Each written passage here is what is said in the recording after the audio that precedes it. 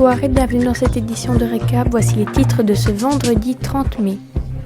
Mercredi 15h25 en Valais à Blatten, la montagne s'est effondrée, le village est en très grande partie enseveli. Alors que la guerre fait rage au Proche-Orient, c'est le porte-parole du DFI qui s'est exprimé sur le sujet pour condamner Israël et pas Ignacio Cassis, de quoi faire réagir certains. Donald Trump veut interdire Harvard d'accueillir des étudiants étrangers, mais il a été coupé par un juge. L'affaire va passer devant les tribunaux. En France, des centaines de personnes étaient réunies devant le tribunal où était en train de juger un chirurgien qui est accusé d'avoir commis des centaines de viols sur ses patients.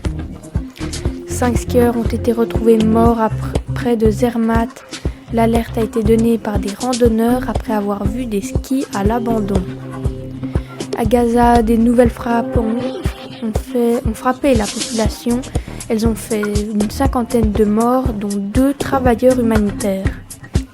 Pendant la nuit de lundi à mardi, Meta a pris toutes nos données pour nourrir son intelligence artificielle. Récap, c'est tous les vendredis à 19h sur la chaîne de TV 2000. Bienvenue.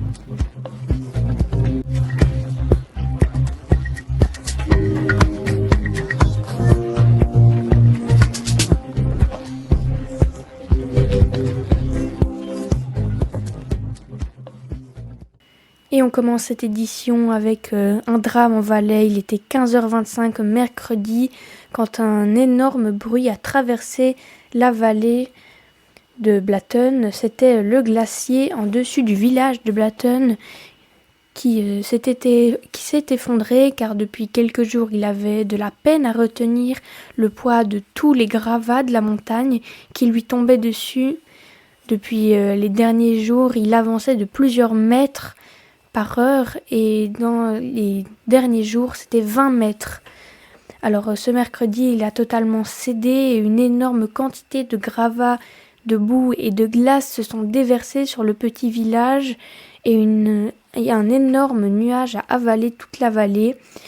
Quand ce nuage s'est évaporé, c'est un village presque totalement recouvert qui a été retrouvé avec que quelques maisons encore debout.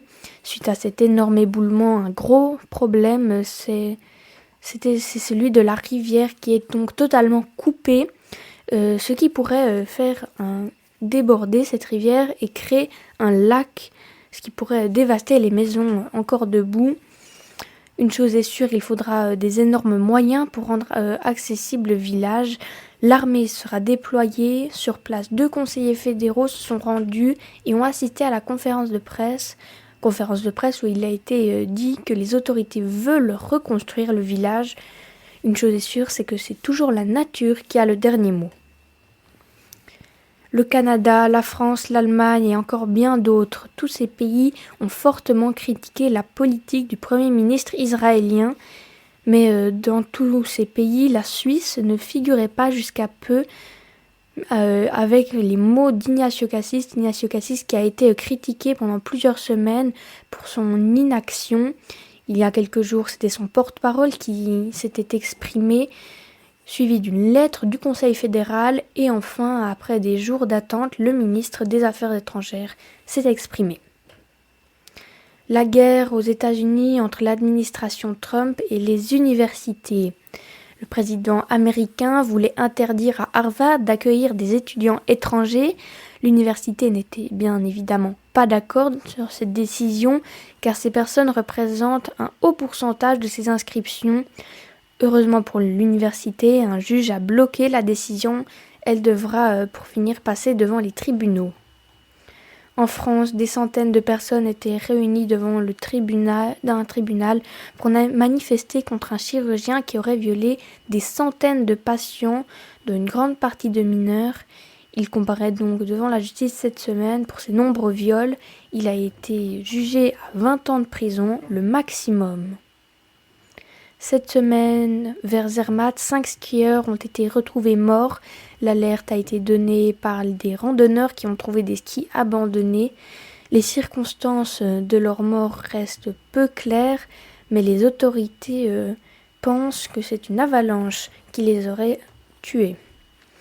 À Gaza, des nouvelles frappes ont touché la population, ce qui a fait une 50aine de morts, dont 2 travailleurs humanitaires, de quoi raviver encore plus les critiques internationales, alors que les organisations humanitaires n'ont pas pu faire entrer d'aide depuis quelques jours et que la faim ronge la population.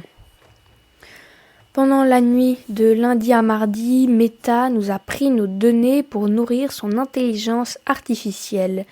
Si dans les autres continents elle le faisait déjà, en Europe ce n'était pas encore le cas.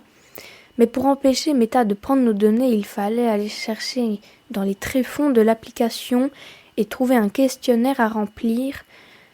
Bref, c'est une longue procédure, mais maintenant il est trop tard.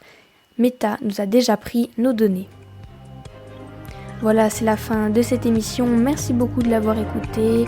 Récap revient bien évidemment la semaine prochaine. Excellente soirée et à bientôt.